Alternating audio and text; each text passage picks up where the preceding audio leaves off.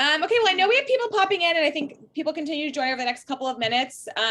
But for those of you that are on time, I wanted to go ahead and get things started. I know, especially with this postpartum audience, like you're juggling kids and babies and maybe going back to work. And so we are so excited that you are joining us. So thanks for joining Origin and Kindbody for an event about what the heck happens to your body postpartum. I have had so many friends have babies over the last year. It seems like COVID was really the time to get pregnant and have a baby. And I think the common thread that I hear from all of them is just that they were so unprepared for what happened on the other side and in that fourth trimester and even beyond there. I think there's a great quote I heard, which is like, pregnancy is 9 months, postpartum is forever.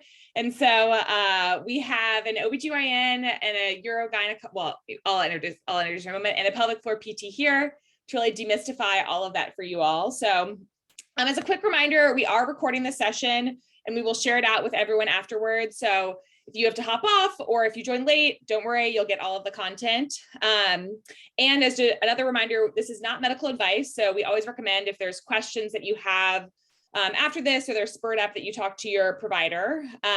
We got a lot of questions in advance from everyone who wrote in. So we will try to address as many of those as possible during the discussion.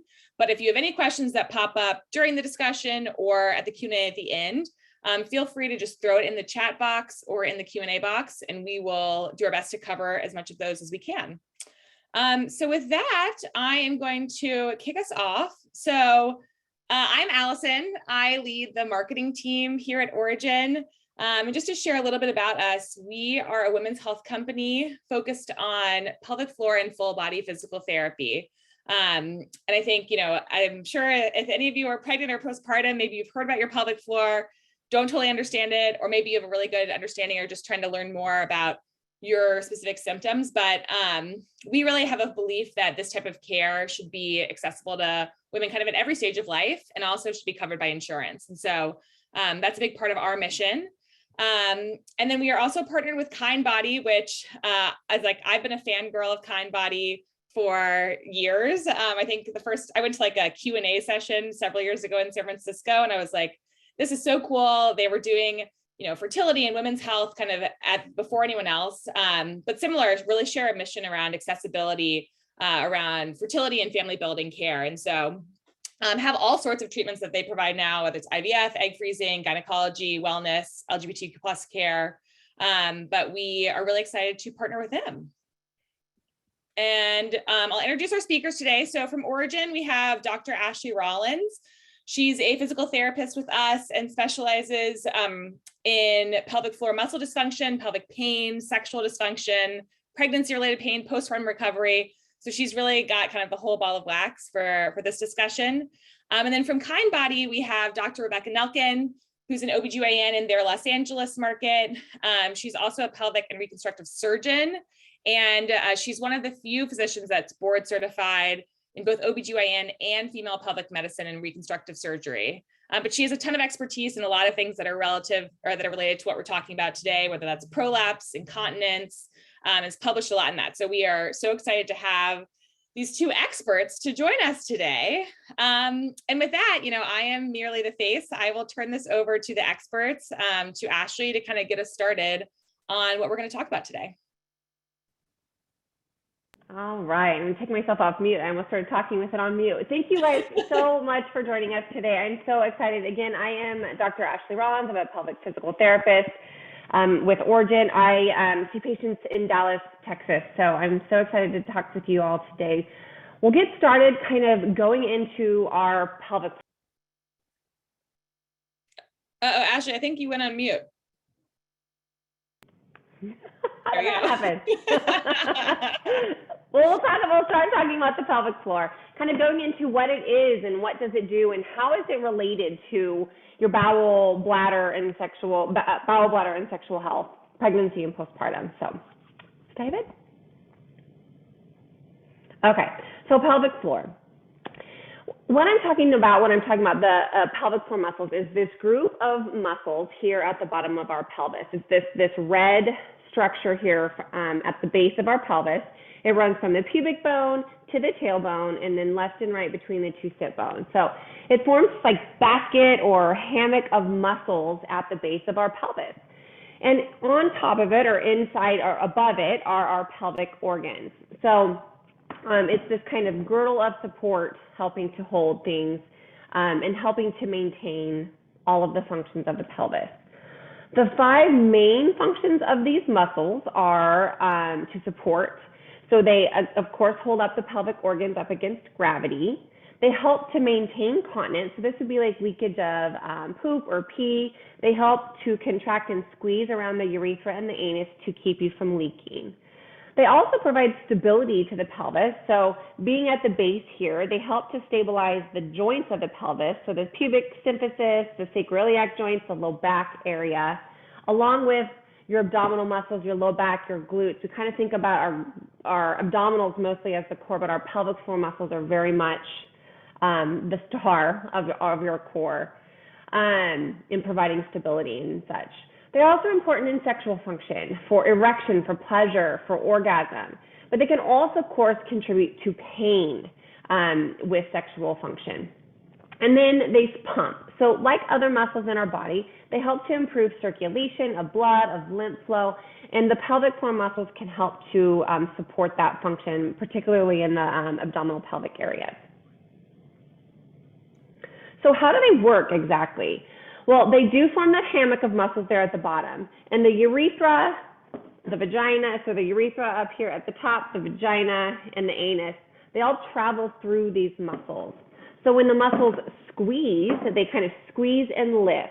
And that closes those openings and lifts up on those organs. When you relax or release those muscles, it's kind of like back down to baseline.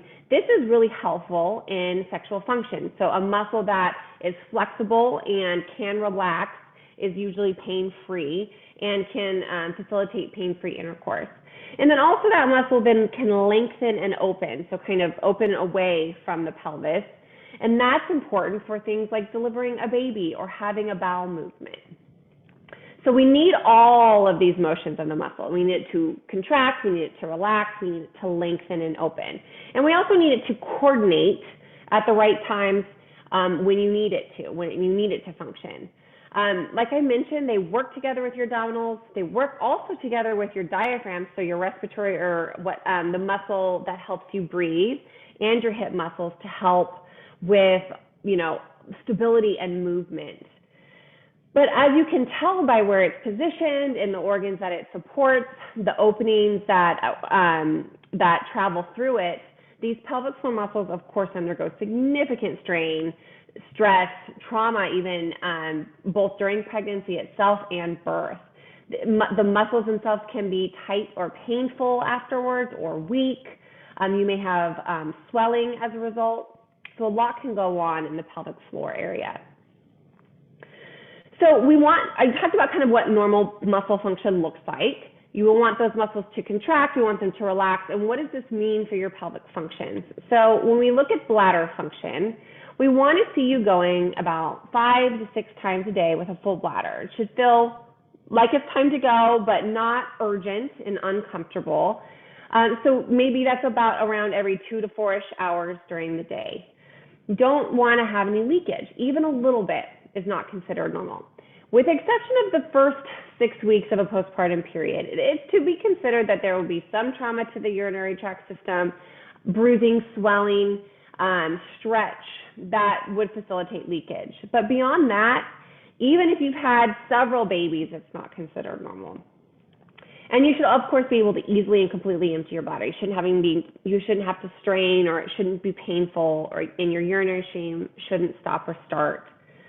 And like I mentioned, no urgency associated with that. Normal bowel function looks a bit different. Frequency is quite varied, of course.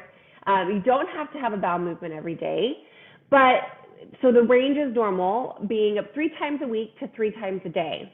But those bowel movements should be comfortable. You shouldn't have bloating or pain. They should be easy without straining and no bleeding. And then over here on my left, we have the Bristol stool chart. So what your poop looks like is actually really important for your gut health. So it can be helpful to look in the toilet when you're done. It can let you know if things are constipated, if you're getting enough water, getting enough fiber, maybe a bit about your gut health. We want to see your stool around 3 to 4 on that Bristol stool chart over there. That would be indicative of good bowel health and things are working well. And then, of course, you should be able to have pain-free and pleasurable intercourse. No pain with tampons or pelvic exams either. How in your experience, Dr. Dalkin, what are you seeing with bladder and bowel and sexual function, and what's that range of normal looking like? So, as you said, there is a huge range of normal, but keep in mind, as a urogynecologist, I see a very select group of patients, probably as do you.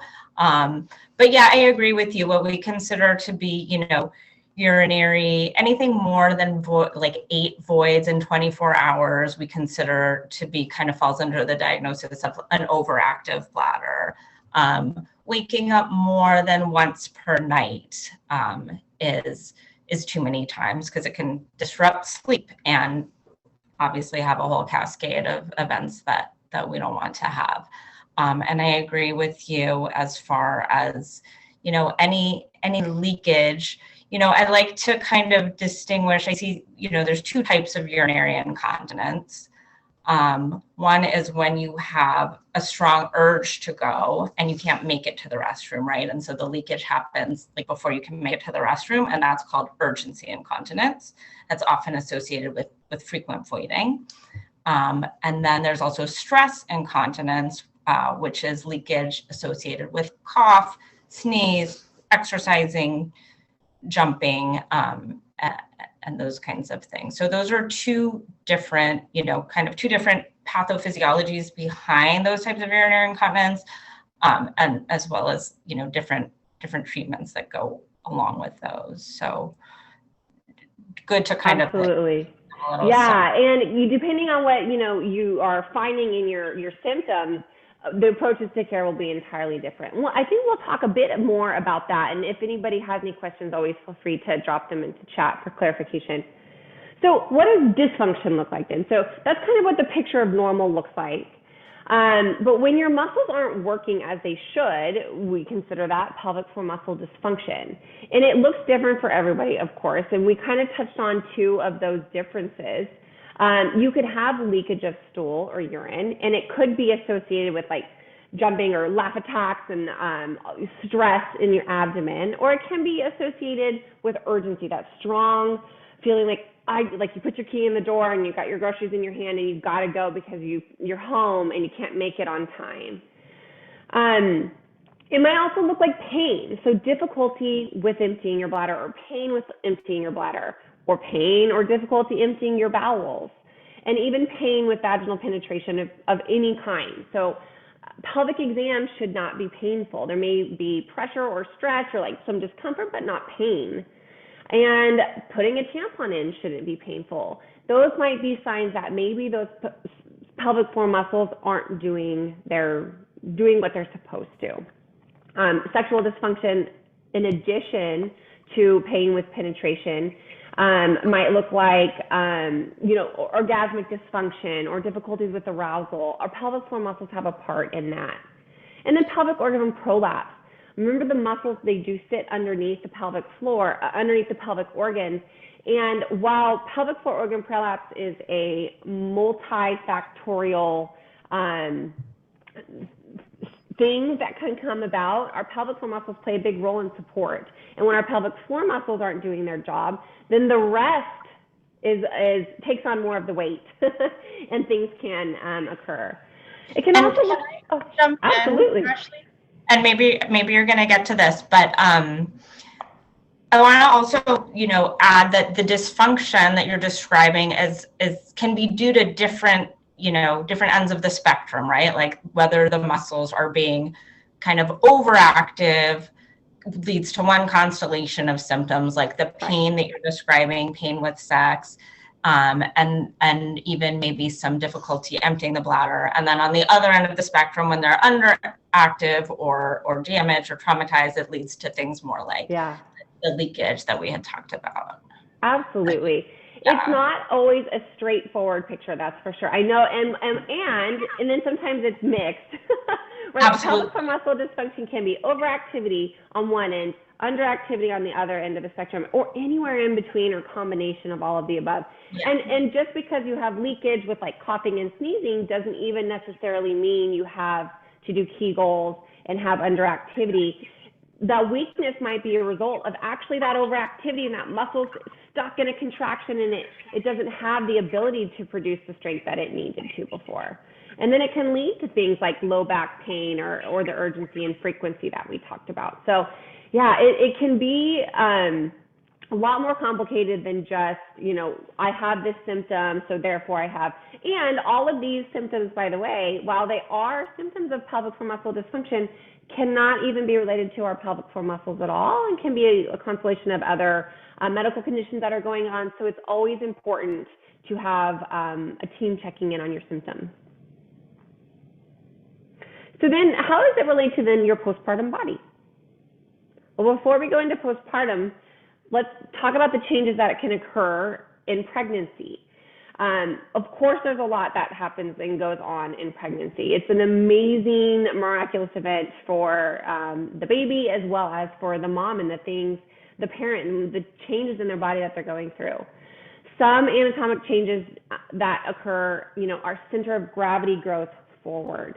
That kind of shifts everything out of balance, and our body needs to make adjustments to that center of gravity change. So the spinal curves change. We lean back, the arch in our back gets a little bit bigger. In order to see better, we tend to lean forward and bring our neck forward. And those compensations can lead to a lot of pain. Your muscles are holding on for dear life sometimes and working overtime, and it can cause a lot of pain. And then those changes can lead to shortening of muscles on the other side. So, our hip flexors get tighter, the low back muscles get overworked, and even the upper trap and shoulder muscles. And it can make it more difficult to even engage the muscles that we either used to be able to do, or that we know that we're supposed to be using, because they are lengthened and just not what our body is used to. I'm like listening to this, and I'm like, I'm not even pregnant. I'm just like, I've got to work on my posture. I'm like rubbing my old sore muscles as we're talking about it. But it's true, and it can happen. I mean, it happens, and it should. These are wonderful changes for our body in order to accommodate the growth and changes that occur. But it can lead to pain down the road. Yeah, and actually, we had a question around I think some of the people on this call are pregnant, some are maybe early on in postpartum. Around what can you do in your third trimester to kind of prepare for that postpartum recovery that you're going to want to do? Yeah, that's a good question. So it always depends on where a person is at, kind of in their stage. What, are they having pain? What's their fitness and activity level at this point? We want to overall encourage to continue working on stamina and building muscle strength and cardiovascular health. But we also want to start working on teaching our muscles, and really, this is something to be working on all along, but focusing on in the third trimester, teaching these muscles that they also need to learn to relax and lengthen and open, particularly in the pelvic floor muscles to facilitate opening and lengthening for birth, but the whole body. And the whole body really is, the whole body is connected. We're a whole person. And so learning how to release and relax muscles, in addition to having strong muscles, we want to also learn to lengthen them so that we can, comfortably move into positions. But at the same time, a healthy, well body is one that also recovers easier in the end. A stronger muscle is easier to recover as well. So health and wellness in pregnancy always lends to better recovery in the postpartum period. So what should you expect in the early postpartum? Swelling, discomfort, tenderness, that's expected initially. It should improve over the next few days to weeks.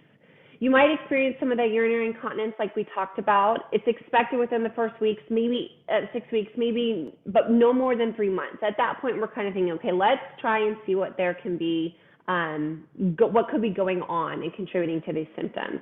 You should see symptoms improving, though, from birth over that time, versus things are getting better and then boom, all of a sudden leakage is worse and symptoms are worsening. We also have, Ashley, the time frame also, you know, is going to vary depending on so many things, right? Like the route of delivery, if it's, you know, we can talk about, you know, vaginal versus C-section, but I also just want to throw out there, if you're breastfeeding, and I know you have this right here, it's going to suppress our estrogen, endogenous estrogen levels. And that's really what leads to a lot of the repair of the pelvic floor muscles and improvement in these symptoms. So just to call attention to the fact that patients, if it is, you know, if these symptoms are, you know, prolonged, sticking around. Sticking around, that might be, you know, related to the hormonal milieu. If we're continuing to breastfeed, that would be less, you know, abnormal. But I agree with you. It should be, even if it's slowly going in the right direction, you should be seeing some improvement, certainly after 3 months. And if at a certain point it kind of plateaus or gets worse, I would definitely, that would be a red flag. Absolutely. And during this time too, you know, our body is still changing. The uterus is still going back down to its normal, to its pre-pregnancy size. The genitals, everything is kind of going back. You should expect some bleeding. It should occur intermittently over the first 6 to 8 weeks, but bleeding after this should be checked. It might mean that you're too active. It might mean things that are complicated in your healing process. So always check in with your physician to kind of see what's going on there. In your experience, Dr. Nelson, what are some of the causes that could be contributing, other than they're doing too much and they need to slow down, to that prolonged bleeding? Well, I mean, things that we worry about would be any sort of retained placenta, anything retained in there for whatever reason. Or just like inability for the uterus to just like have completely like clamped down and involuted. But also I think what's more common is actually just some normal hormonal fluctuations that are going on. Maybe the breastfeeding spacing out, maybe the hormones are kind of like starting to come back, but you know, it could be your cycle that's coming back not in a regular way. And sometimes it's hard to know what your cycle is at that point, or even having a regular cycle. So I think some irregular bleeding is to be expected. Yeah. But then you're also, you know, your breasts are also engorging when the milk comes in 3 to 4 days postpartum, and you might be experiencing constipation and hemorrhoids as a result of the birth. Constipation can be very multifactorial as well. You know, depending on the pain medications taken in labor, if you had an epidural, if you had a cesarean section, maybe you weren't able to eat or drink for several hours, and that's not normal for your body and your rhythm. So there's lots of things that can contribute to constipation and postpartum, but it's not uncommon at all. Yeah, and along with that, just to warn people, the first bowel movement postpartum can be super painful because, you know, you might have stitches down there. You might not have stitches down there. You might have stitches inside. Everything's kind of shifted around and getting used to the new position. It's a little like having another baby. Not to scare anyone away from doing it. It's the most amazing thing ever. Yes, but it is also, there is so much that can be done to ease those postpartum poops. So it's okay for some constipation to occur. There's a lot that can be done to improve that. So how can your pelvic floor be affected by birth?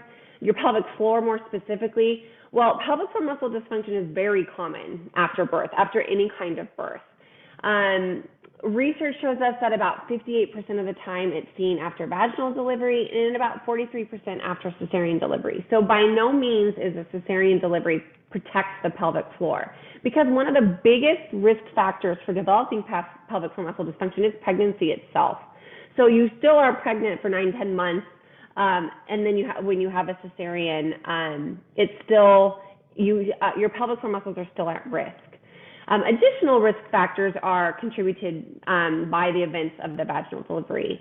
So what we do see is up to 85% of women will experience some amount of perineal injury after vaginal delivery. And when we're talking about the perineum, we're kind of talking about this whole general area, and it maybe even includes some deeper tears into the vaginal walls. But so some amount of injury can occur. It would be some tearing into the skin or even into the muscle or into, can also affect the musculature all the way down to the anal sphincter. Your muscles can be injured. Your nerves can have injury and stretch, even to the connective tissue or endopelvic fascia, which is like this network of connective tissue that really helps to support and connect our pelvic organs. So it is common. And it's okay for these changes to occur. They need to occur in order to facilitate birth and delivery. There's lots that contributes to it: genetic, birth events, lifestyle, before pregnancy, during pregnancy, all of the things. But like I mentioned, cesarean section itself is a risk factor. So it's still commonly seen after cesarean. What that maybe looks like or you hear in the postpartum period are kind of really all of the things that we mentioned before, but most commonly urinary dysfunction, pelvic organ prolapse, and fecal incontinence are seen in the postpartum period. Yeah, Ashley had a question, and maybe Dr. Nelkin, you maybe have some insight on this too, was just, is there any difference to expect after a D&C? I'm sure it depends probably on how long you carried, but I'm curious on your take on that too. Yeah, that's an excellent question. I mean, yes, you're right. It probably depends how far along you are. As Ashley mentioned, just pregnancy in and of itself can affect the pelvic floor, and the hormonal changes associated with the pregnancy even early on. The D&C itself is not traumatic to your pelvic floor, but being pregnant can cause some of these symptoms. I would expect them to be more mild, and I would expect them to be more, short-lived, and resolve more quickly and resolve on their own. That's, in my experience. And I'm glad, since I have the mic, jump in and say, yeah, thank you for mentioning like fecal incontinence, as well as even flatal incontinence, meaning like just not being able to, incontinence of gas, is not uncommon, especially after vaginal delivery. And sometimes, oftentimes, anal sphincter tears might not be recognized. It's hard to maybe identify them by your OB in the delivery room. There's a lot of swelling. There can be bleeding. You're trying to breastfeed it. It's not the ideal time to identify a tear or to fix a tear. And so it's not uncommon to have some incontinence of stool or of gas. Oh yeah, I mean, I can't tell you how many friends. This is something I feel like everyone now talks about, like pooping. It's even less talked about than exactly poop during delivery. But I feel like I've had so many friends, like I said, who have had fecal incontinence, and they're like, yeah, I'm like wearing diapers, my baby's wearing diapers, and no one really talked about that. And I think it's just good to destigmatize. Yeah, it's very common. And it's just, I mean, as you can, as we look at the pelvic floor muscles and we talk about how they function, and knowing that we can kind of tear in this direction, and really more commonly tearing because there's not bony protection, it can affect the structures that are, there primarily to support that. And it can be even trickier depending on the degree of the tear. For your pelvic floor and your body to even recognize, like, is that stool or is that gas? And letting something go when you think it's gas or stool. All of these mechanisms that our body has in place can be affected by pregnancy and delivery, depending on the events. But it is also things that we're here for. You see it in pelvic floor physical therapy. I know you see it, Dr. Nelkin, as a urogynecologist. You're not alone, and you're not stuck with that for the rest of your life. Is what the main message is today, if we get anything across. So then what affects healing? We touched on it a bit a couple of slides ago, Dr. Nelkin, you mentioned, but there's a lot that goes on between birth and the rest of the postpartum. The uterus does take, approximately 6 to 8 weeks to return to its normal size, but there's a lot of life that occurs in the meantime. Things like sitting for long periods of time, you're nursing, you're feeding the baby. This can decrease your glute engagement. It can increase tightness in your hips. It can even kind of squish blood flow.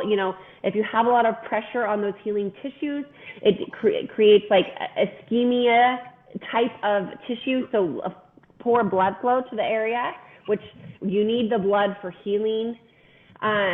You could have increased neck and shoulder and back tension. You're holding the baby to feed, or you're gazing down at the wonder of it, but it can create a lot posteriorly.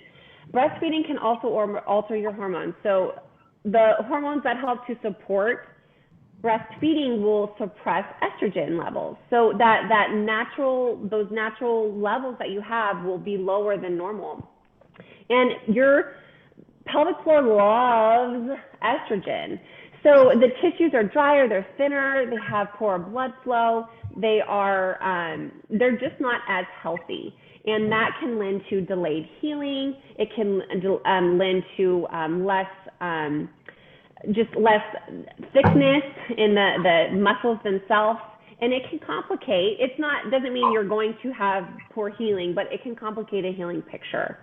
Breastfeeding can also affect the rate of weight loss. So this can change the size and mechanics of your body that were there and developed over 9 months in pregnancy, and it can just be a lot on your body. Plus lack of sleep and just the change of all the events can really contribute to a whirlwind of slowing things down.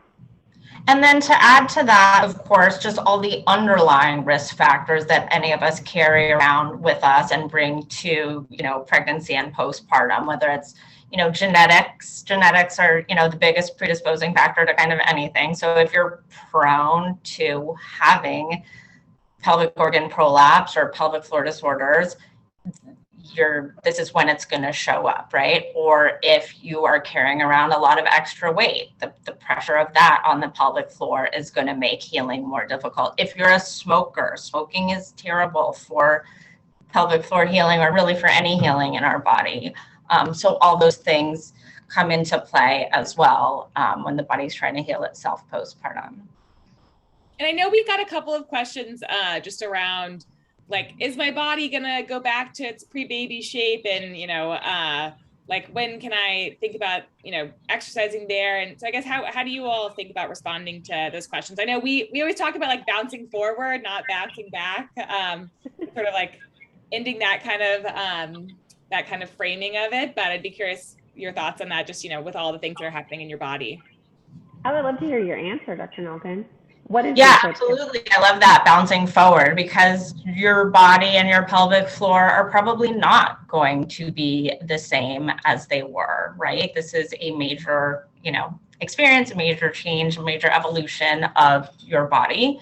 And it's you have to kind of see where your new normal is going to be. I think that question about starting exercising, starting pelvic floor exercises, typically we say after a vaginal birth, 6 weeks. After a C-section, it can be more like 2 to 3 months. But also listening to your body and kind of taking it as it goes. But it unfortunately, sometimes it's a cycle when you start exercising. And I'm not talking about pelvic floor exercise, but any exercises, and that can make your symptoms of urinary leakage worse. That can make the prolapse symptoms worse, right? That's when you're feeling that bulging or leaking in your pants. And I have so many patients who come see me, and they're telling me, my OB told me this was normal, but I'm ashamed to go to the gym because my pants are always wet. And so I'm not going to the gym, and I'm not losing my weight, and I'm, more depressed. And it's just this like cycle that I hate to see, because there shouldn't be that helplessness. There's so much that we can do. And so my first thing in that situation is referral for pelvic floor PT to you guys, because I think that's always kind of the first step of strengthening. Well, I don't know, is that similar to your experience, Absolutely. Ashley? But to quickly kind of piggyback on that, so to kind of like open up and give my own personal experience, after my second delivery, I had a pelvic organ prolapse, and I'm a pelvic floor PT, and what was I doing with a pelvic organ prolapse? Well, I should not have this. And it's a very kind of worrisome place to be when you're, in the midst of it. But my first referral for myself was a urogynecologist, because what I knew for certain was that I needed a sports bra for my pelvic organs, or a pessary. And, everybody's different and has different needs. I can so resonate with this. How can I get back to exercising soon?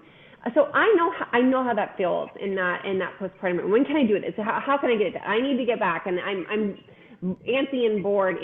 But we're fundamentally different after having children. And so I love what you said, Allison. Just moving forward from where we are, and I love trying to, I guess, discover with postpartum people, looking at like, okay, so what is the functional piece that is missing for you that makes you feel like you're not necessarily doing and participating in the way that you were before, and how can we work to accomplish those goals?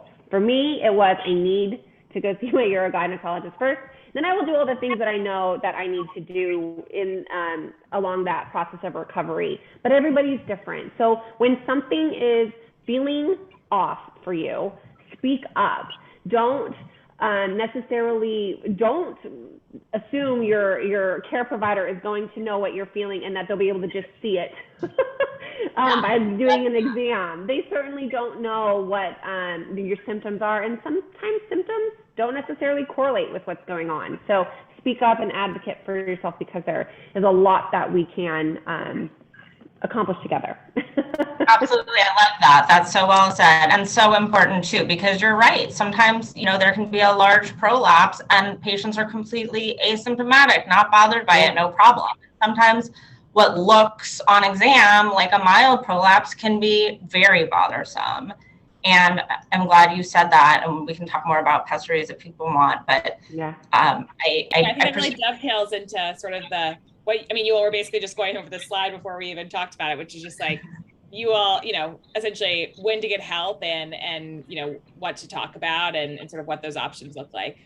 Yeah, I think I'm going to jump in and say, I love that. Yeah, common does not mean normal. Of course, when a 10-pound baby comes through your vagina, we expect it to cause damage, right? Like, that's not a surprise. That's not unexpected. So it's, common in that sense, and it's normal and expected, but that doesn't mean that it's, okay. It doesn't mean that you have to live with it. If it's causing you symptoms that are bothering you, there are things that we can do.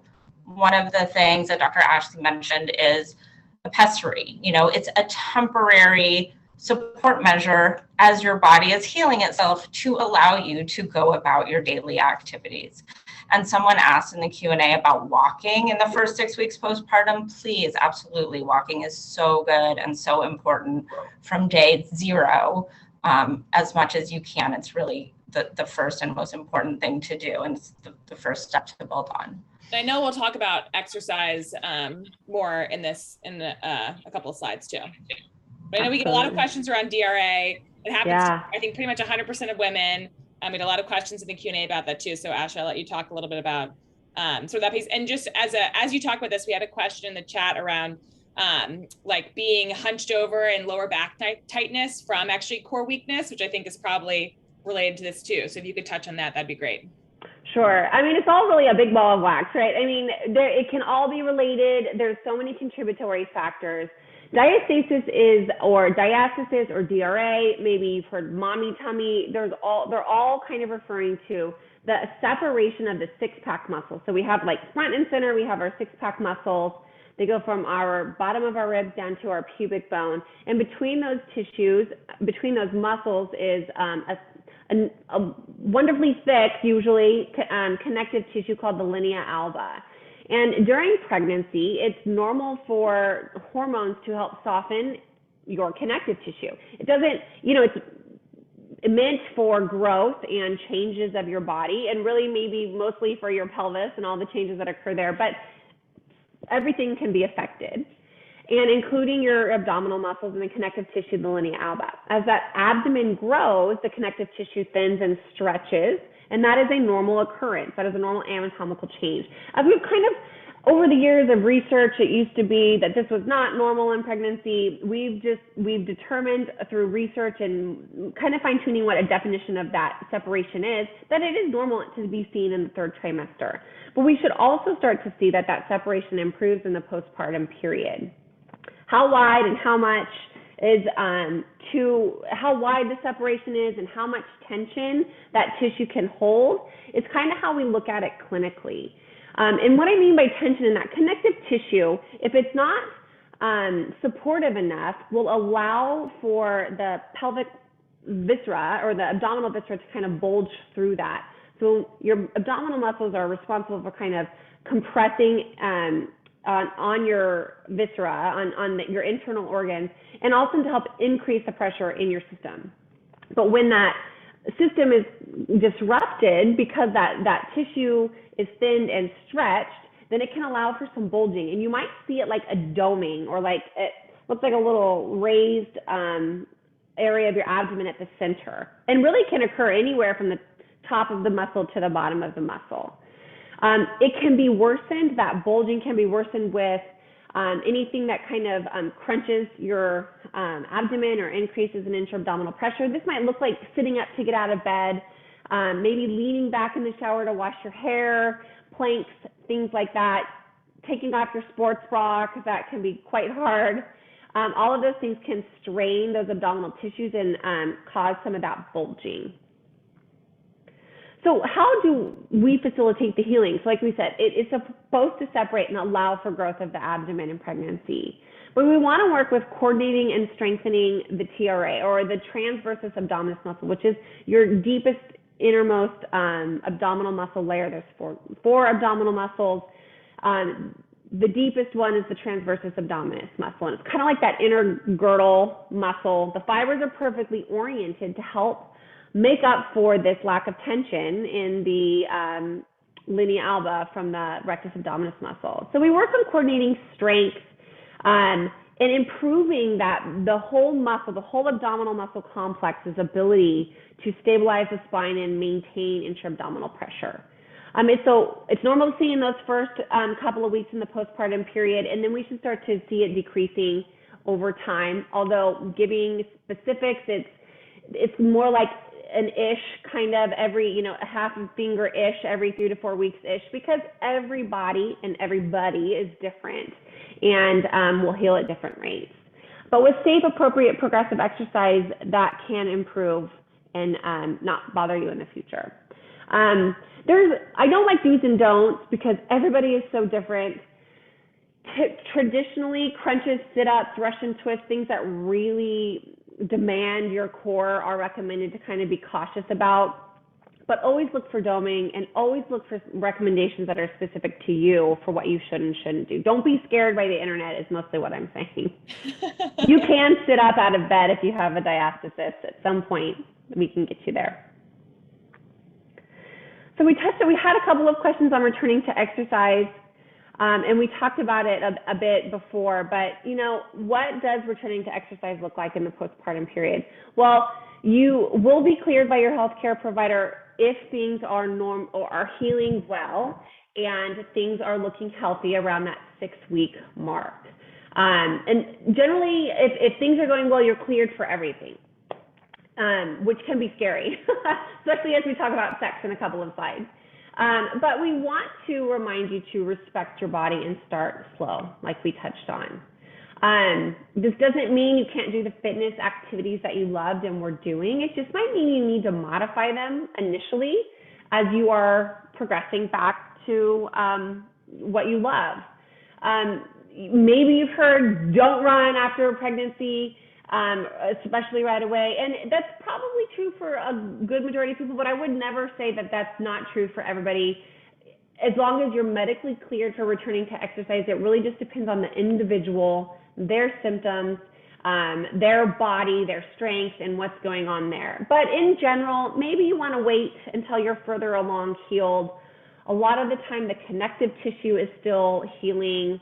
Your muscles are there, your wounds have healed, but the connective tissue is still trying to kind of get back to its pre-baby self. But of course, trying to avoid things like sitting up or traditional ab sit-ups or traditional ab exercises before 6 weeks. I always recommend log rolling to get out of bed, but also if you accidentally sit up in the middle of the night, you haven't ruined anything. You're also avoiding sex or vaginal penetration in the first 6 weeks. And you're trying to avoid adding any kind of resistance training, big jumping, large impact activities that could complicate healing. Do you have any other recommendations for returning to exercise, Dr. Nelkin? No, I agree with everything you're saying. I think but I do just the adding the fact that walking is always great. Oh yeah, walking is wonderful for so many reasons. It can be low impact. You can make it whatever speed you need, but it also helps improve blood flow, circulation. It gets your muscles working. Your pelvic floor works every time you're stepping, so do your abdominals without thinking about it. And it's really helping to support all of the healing and it should be pain-free.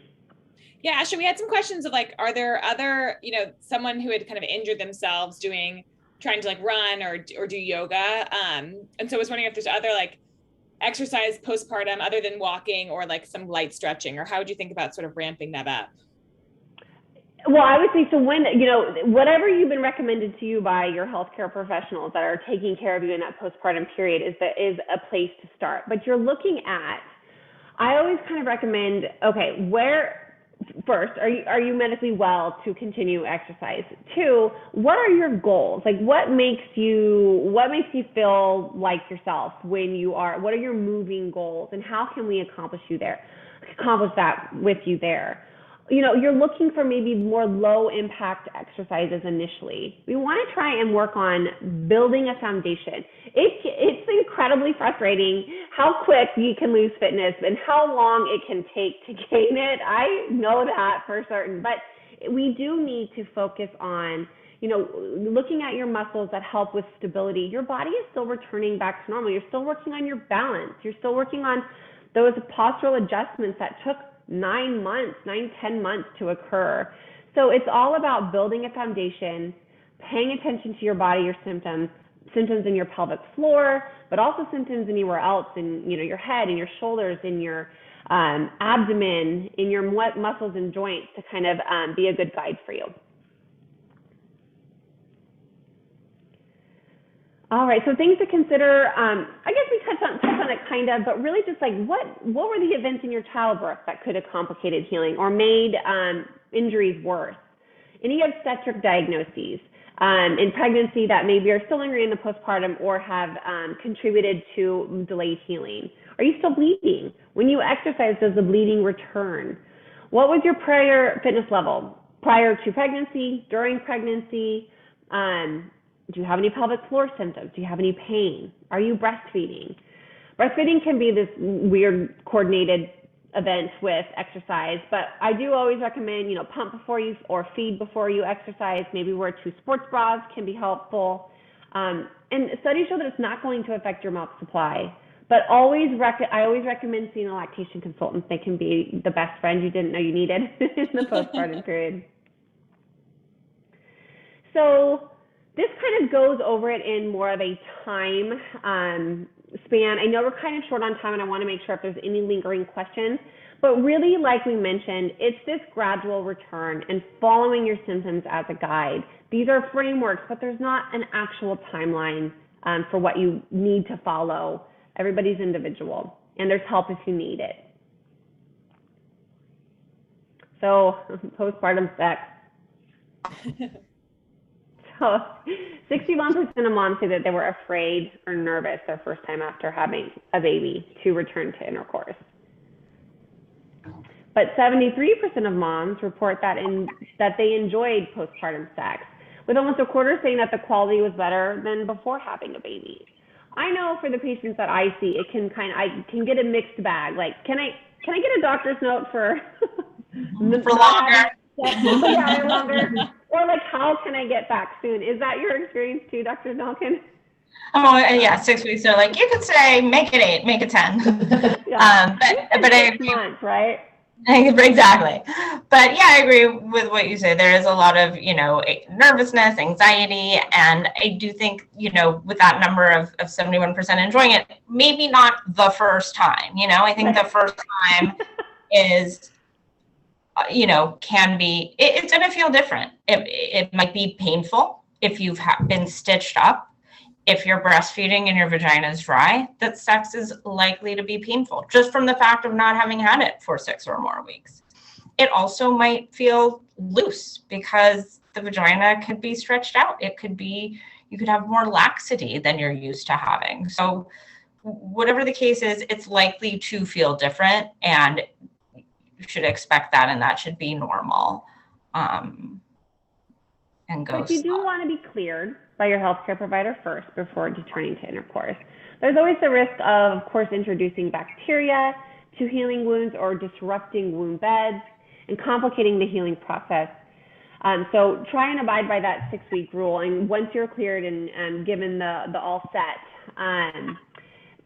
things that can make it worse though, or scarier, might be you're still leaking, or my underwear hurts. Like, I can't even imagine having intercourse if I can't wear yoga pants, or if there's heaviness and maybe just not feeling like yourself. But you can do more strengthening after 6 weeks, or using things like, if you've been cleared medically, or using things like a pelvic floor trainer. There are options like the LV, the Kegel, or the PeriFit, or some different brand options. And really these are Kegel exercisers where the devices are inserted into the vagina. You squeeze your muscles on the device, and you get feedback with Bluetooth connection to your phone to kind of let you know how your pelvic floor is doing. And then just to add on to what you're saying, yes, it's important to be cleared by your provider, but also make sure that you are ready and wanting to have it. Don't rush into it. Obviously, there are other things that you can do. You don't necessarily have to rush into, intercourse if you're not feeling ready for that. So, yeah, absolutely. And ask your doctor if you think your vagina is dry. Your doctor can give you some vaginal estrogen cream. It's a little, shouldn't be a secret, but I think, they might not bring it up and they might not offer it, but it's, kind of like a magical thing postpartum to just use a little vaginal estrogen cream. It will really help dramatically with that dryness. Absolutely. So then how are you exercising your pelvic floor? Is always a good question. There are many ways, many ways. I think the most popular or well-known is the Kegel. And they're important, but they could actually make symptoms worse sometimes. And it may be caused by a pelvic floor muscle that is too overactive. Or maybe that muscle doesn't have enough endurance or coordination, and Kegels may not necessarily be the right thing. So it's important to vary your exercises or get the appropriate exercise for your pelvic floor muscles. I mentioned, it might be a bit more common to have that overactivity after a cesarean section. It's a major abdominal surgery, and your body might respond with tension and pain and guarding. So things that you want to look for, or, if you're experiencing more leakage or urgency or pain with sex, those would always be signs that you need to stop Kegels. Consider doing things like breathing, things to teach your body how to release it and relax a muscle that is held in tension. All right. So how to better or with more comfort return to sex? We talked about decreased lubrication, added estrogens, like you mentioned, Dr. Malcolm. You can also don't forget about your best friend, the lube, in the postpartum period. Things that can contribute, you have drier tissues. You might also have tearing and scarring as a result. That can be painful. Your muscles might be overactive. There can also be birth trauma, emotional birth trauma, that can be associated with the pain that you're feeling during return to intercourse. And that is just as real and important as anything else. There's also lots of body changes and discomfort that just make you don't necessarily feel like the most confident returning to intercourse. But you deserve to have pain-free sex. So, work with providers, talk about your symptoms, you may not be asked about pain with sex, and you may not even know at that 6-week visit. I don't know what's going to happen, but bring it up, email your provider, whatever it may be. It's an important thing to discuss.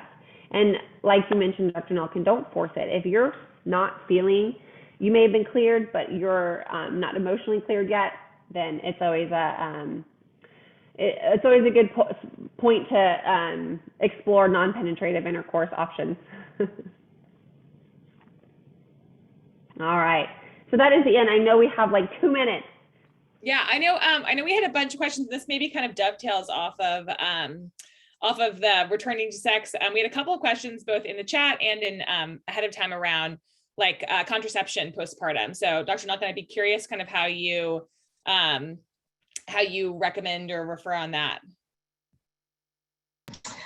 Yeah, it's an interesting question. Certainly, if someone's breastfeeding, then we, have to not use estrogen, although we can use vaginal estrogen, as I mentioned, but, no oral contraceptive pills that contain estrogen, because that can suppress the milk supply. So, contraceptive options are, kind of the same. That's the only one that can't be used in the postpartum period.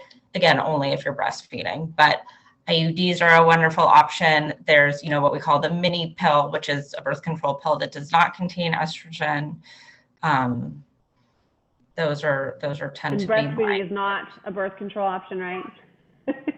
No, you're correct. I would not rely on breastfeeding unless you're okay having, two close together. That's always a smart option. And Ashley, I think I know we had a couple questions with this too, which was just like how soon after postpartum should you even see a pelvic floor PT if you're experiencing any of the pelvic floor dysfunction that you talked about?